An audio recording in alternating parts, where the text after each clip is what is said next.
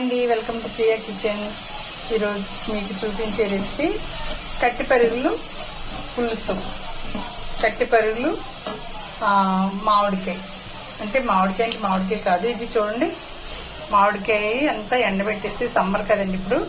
నేనేం చేస్తానంటే స్టోర్ చేయడం కోసం ఈ మామిడికాయలు చెక్కేసి ఊరబెట్టి బాగా డ్రై అయిపోయేలాగా ఎండబెట్టిస్తానండి.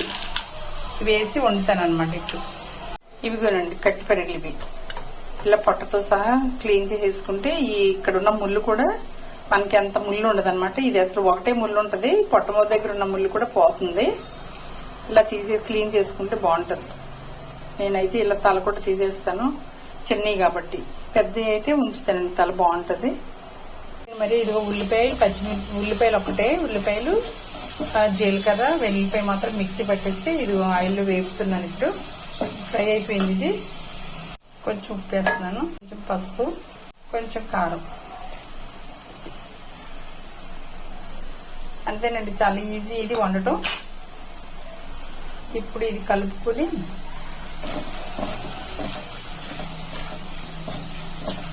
చేపలు వేస్తాను. కొంచెం కరివేపాకు, కొత్తిమీర, వాటర్ వేస్తానండి. జీలకర్ర ధనియాలు నేను పౌడర్ చేసి పెట్టుకుంటానండి, అది కొంచెం వేస్తున్నాను. చాలండి, అంతే. ఇంకా చాలా బాగుంటుంది చాలా. మరి కొత్తగా ట్రై చేసిన వాళ్ళు కూడా ఈజీగా చేసేసుకోవచ్చు ఇలాగా. నేను అది కొంచెం కర్రీ కాబట్టి ఇది నేను ఉజ్జాయింపు వేసేసాను. ఇందులో ఉప్పు కారం చూసుకుని మీరు ఇలా మళ్ళీ చూసుకుని మళ్ళీ కొంచెం వేసుకోవచ్చు. చూడండి, ఇలా పొంగు వస్తుంది కదా ఇది. ఇప్పుడు చేప ముక్కలు వేసేస్తున్నాను ఇందులో. పచ్చిమిర్చి కూడా వేస్తున్నాను. పిండి మామిడి ముక్కలు ఇవి కూడా వేసేస్తున్నాను. ఇప్పుడు అన్ని వేస్తాం కదండి.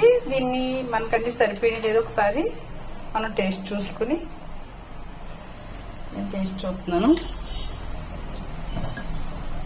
నాకు అన్ని సరిపోయినాయి. చాలా కొద్ది కూడా మనం కొంచెం వేసుకోవచ్చు, ఇందులో ఇబ్బంది ఏం లేదండి. ఇప్పుడు మూత పెట్టేస్తాను. ఇప్పుడు చూద్దామండి. సరే, చూసారా కూర చక్కగా ఎలా అయిపోయిందో. ఇప్పుడు ఇందులో మళ్ళీ నేను కొంచెం కొత్తిమీర, కొంచెం కరివేపాకు కూడా వేసాను.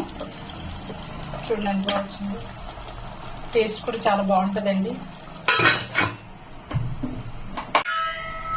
మూత పెట్టేస్తాను. స్టవ్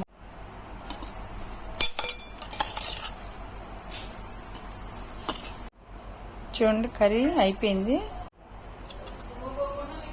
చూడండి, కట్టిపల్లి కర్రీ చాలా టేస్టీగా ఉంటుందండి. మీరు కూడా ఇలా ట్రై చేయండి. మీరు ఇలా ట్రై చేసి వండుకుని తినండి, ఎంజాయ్ చేయండి. మరి ఛానల్ని కొత్తగా చూసినందుకు సబ్స్క్రైబ్ చేయండి, లైక్ చేయండి. Thank you.